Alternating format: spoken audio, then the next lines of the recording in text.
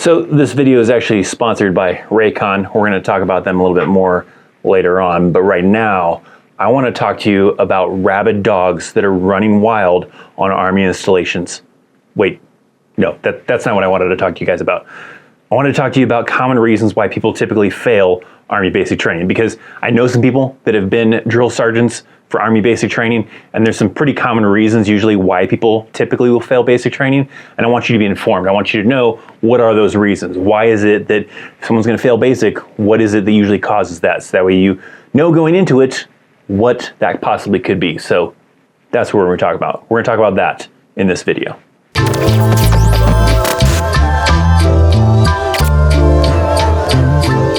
So it's definitely something that people worry about, worrying about, you know, what happens if I fail in basic, you know, what are some reasons why someone could possibly end up failing basic and getting sent home, because, you know, obviously, hopefully your dream is to get through basic training, get through advanced individual training, OSIT, whatever, get to your unit and do your Army career, whether that's 4 years, 6 years, 20 plus years, whatever the case is.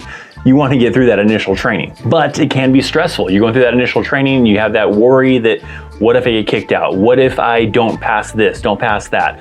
What if I fail? What if I, you know, don't make it through, don't make the cut, and now I don't get to be in the Army because I couldn't pass that initial training, that basic combat training at the beginning. There can be several different reasons why someone might fail basic training. There's 3 common ones that I'm going to kind of talk about to kind of let you in on that. And the first one is the fitness test usually. Now, this one isn't the most common reason why people actually fail, because you probably get multiple attempts at the fitness test. If you don't pass the first time, you'll probably get a second, a third, a fourth, maybe 5th, 6th, I don't know.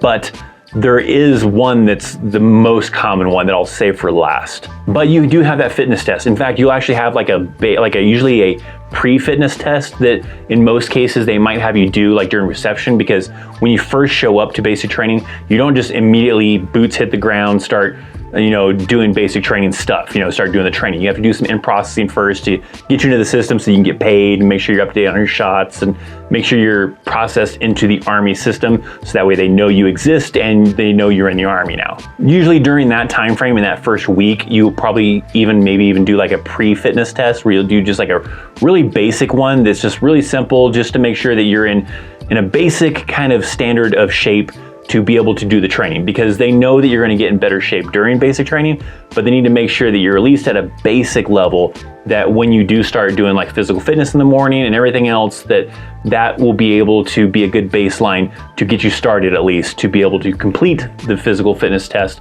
at the very end of basic training and be able to pass all of basic training and be able to do all the things that are physically related. So they got to make sure you can at least do, I think it's like a half a mile or a mile or something like that. And if you can't, then they'll try to get you into shape before you actually start doing basic training, because they want to make sure that you're not going to go into it just super out of shape. But now when you actually do get into basic training, you usually have like 2 fitness tests. You'll have to do probably one at the beginning to kind of see where you stand, and then that way they know if they need to work with you a little bit more or if you're in pretty good shape. So that way by the time you get to the end and you do the final fitness test, the Army Combat Fitness Test or the ACFT, you'll be able to pass it and be able to move on to AIT, to finish off OSIT, whatever, to move on with that training. Now, if you can't pass that fitness test, typically is what they're going to do is they're going to do some kind of like a program with you. They're going to probably have you doing some extra physical fitness to try to get you into shape. They're going to try to bring you to that level so that you can pass the fitness test, because I was in that situation where I was not able to pass the push-ups on the first try.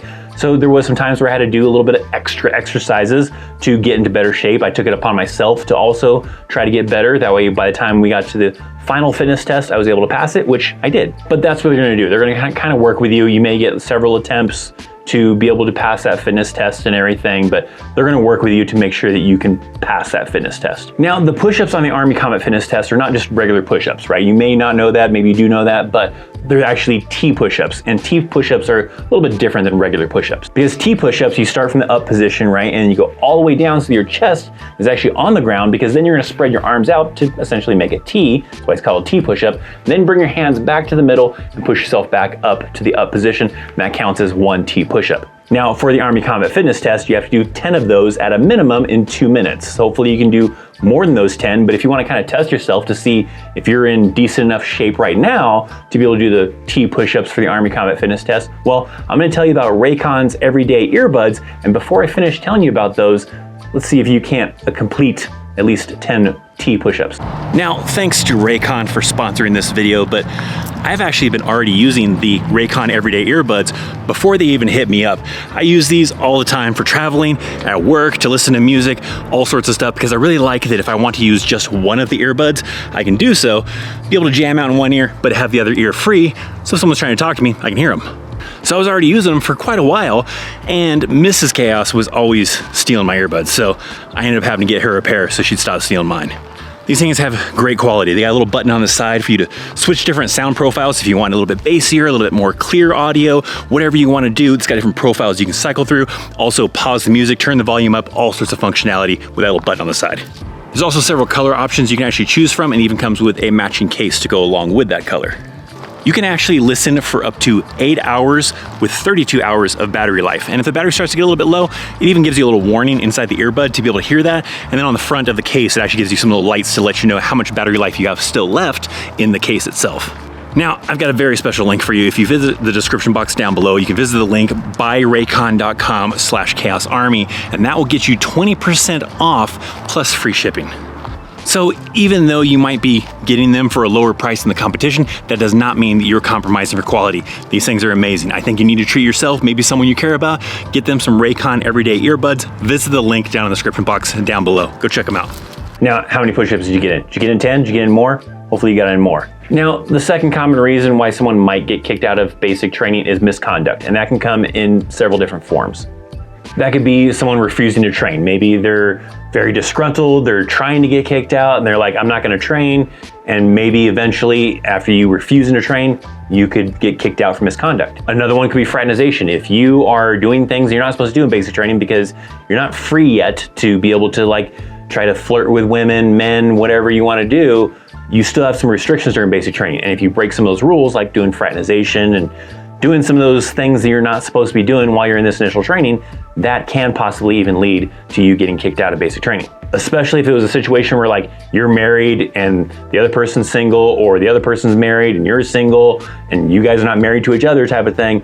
Well, it's fraternization. So potentially, if they wanted to, they can kick you out for that. Other ways, maybe like assault. Like if you assaulted someone, you got in a fight, maybe depending on the severity of it, but that's also a thing because it falls in that category of misconduct. Things that can possibly get you like UCMJ action, that Article 15, that you get busted down in rank, or you commit some kind of crime or whatever, that's misconduct, and that can get you kicked out of Army basic training. I actually remember there was this guy who got in a fight with a drill sergeant. I think he was just tired of being yelled at or whatever it was, and he tried to fight the drill sergeant. This drill sergeant was pretty big though, and that was a bad move because that guy did not stand a chance against this drill sergeant. And I think that guy either got recycled or he might have gotten kicked out because he didn't stay with us. He either went to another class or maybe he got chaptered to the Army and got kicked out for fighting a drill sergeant. I'm not too sure, but I know he didn't stay with us for the rest of the training. So don't fight your drill sergeants.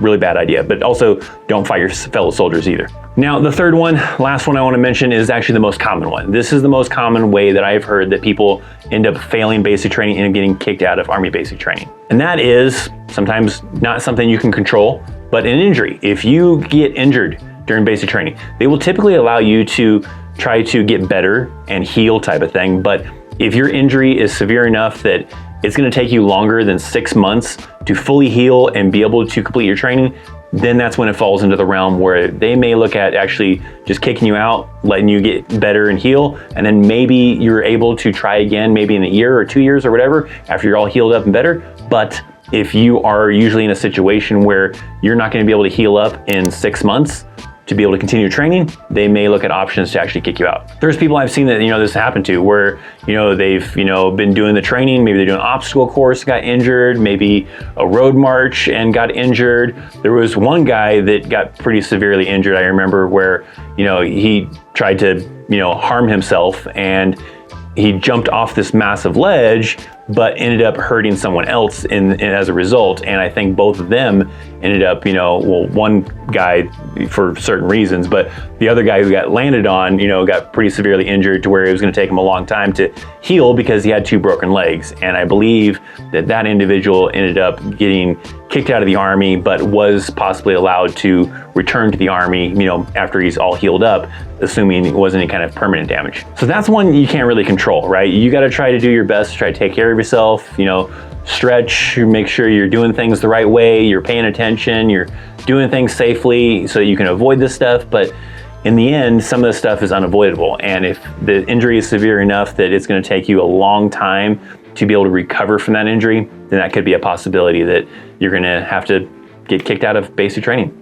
For my individuals out there that maybe recently went through basic training, maybe went through basic training several years back or whatever, did you see anybody who actually got kicked out of basic training, and why? I want you to comment down in the comment section down below. I want to hear some different reasons, maybe why you saw people that did not make it through basic training, got kicked out, whatever the case was. I just had those few, right? The guy who fought the drill sergeant, I think he got kicked out. He may have gotten just recycled, I don't know.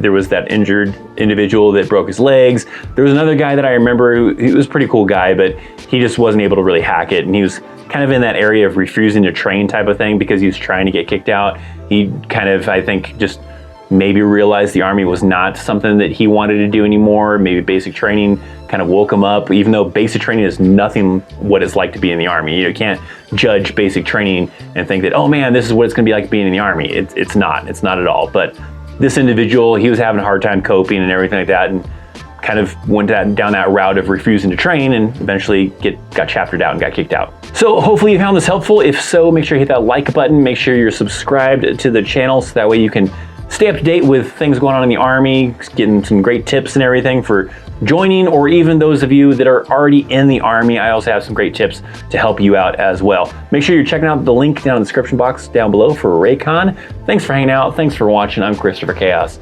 I'll see you next time. See ya. Now, you might be a little bit worried still about basic training, like what if I fail something in a basic? Well, it's not the end of the world, but in this video right here, I do explain what that would be like, what would happen, so go watch it if you haven't seen it.